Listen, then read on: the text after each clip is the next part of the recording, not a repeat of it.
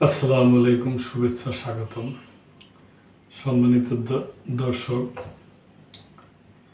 জাতীয়তাবাদী দল বিএনপির ভারপ্রাপ্ত চেয়ারম্যান তারেক রহমান সাহেব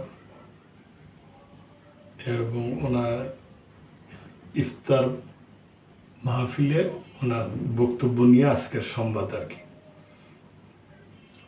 জনগণের সমস্যা সমাধানে ঐক্যবদ্ধভাবে কাজ করতে হবে। তারেক রহমান সমালোচনা করতে গিয়ে রাজনীতিবিদরা যেন জনগণের দাবি থেকে সরে না আসে সে বিষয়ে সজাগ থাকার আহ্বান জানিয়েছেন বিএনপির ভারপ্রাপ্ত চেয়ারম্যান তারেক রহমান। তিনি বলেন, এমনটা ঘটলে দেশের সব সম্ভাবনা বিনষ্ট হয়ে যেতে পারে। এজন্য জনগণের সমস্যা সমাধানে রাজনৈতিক দলগুলোকে ঐক্যবদ্ধভাবে কাজ করার আহ্বান জানিয়েছেন তিনি। মঙ্গলবার রাজধানীর শুটিং ক্লাবে জাতীয়তাবাদী গণতান্ত্রিক আন্দোলনের ইফতার মাহফিলে ভার্চুয়ালি যুক্ত হয়ে প্রধান অতিথির বক্তব্যে তিনি এসব কথা বলেন। তারেক রহমান বলেন, আমরা একজন আরেকজনের বাস্তবধর্মী সমালোচনা অবশ্যই করব, কিন্তু সমালোচনা করতে গিয়ে এমন পরিস্থিতিতে যাতে না যায় যেখানে দেশ ও জনগণের এই ইস্যুগুলোকে চিহ্নিত করতে ভুলে যাব এবং আমাদের কাছে অন্য কিছু মুখ্য হয়ে যাবে। অবশ্য সঠিক কথা এটি যদি হয় তাহলে এদেশের সম্ভাবনা সব শেষ হয়ে যাবে, নষ্ট হয়ে যেতে পারে। বিএনপির ভারপ্রাপ্ত চেয়ারম্যান বলেন, আমরা জনগণকে ঘিরে রাজনীতি করি।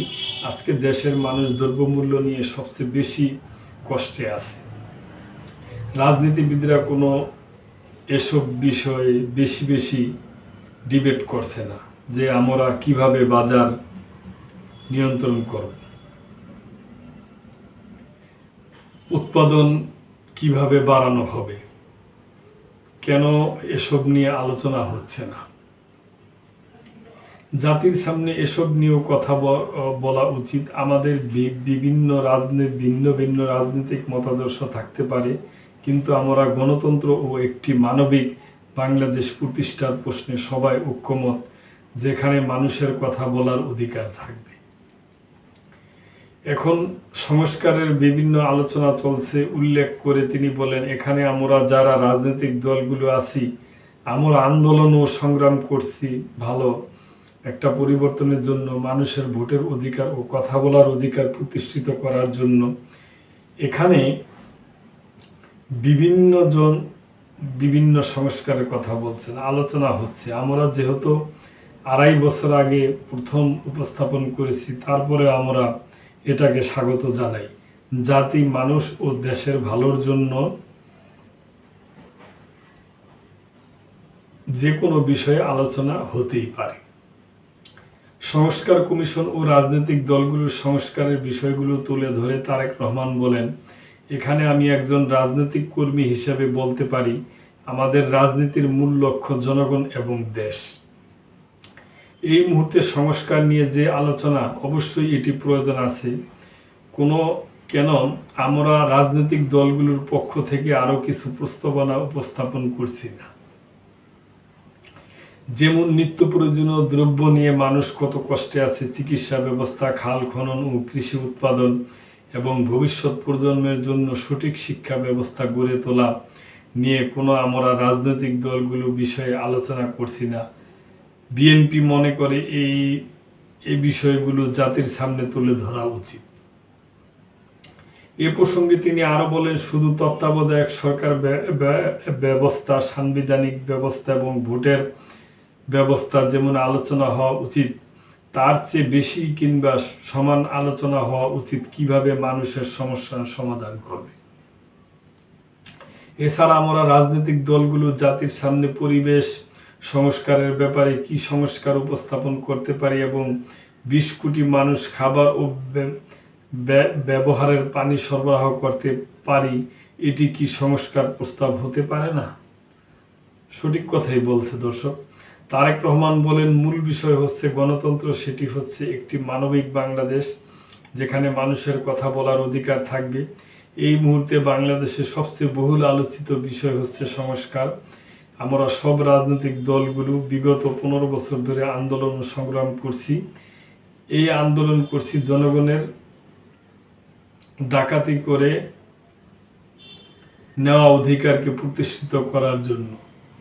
সেটা আমরা সফল হয়েছি। তারেক রহমান বলেন, প্রায় 20 কোটি মানুষের দেশে চিকিৎসা ব্যবস্থা কি হবে, বাজার ব্যবস্থা কি হবে, এসব নিয়ে কথা বলার নামও তো সংস্কার। শুধু কি নির্বাচনের সময় জাতীয় বা তত্ত্বাবধায়ক সরকার নিয়ে কথা বলাটাই কি সংস্কার? যাতে মানুষ মিনিমাম চিকিৎসা সুবিধা পায় সেটিও ভাবতে হবে।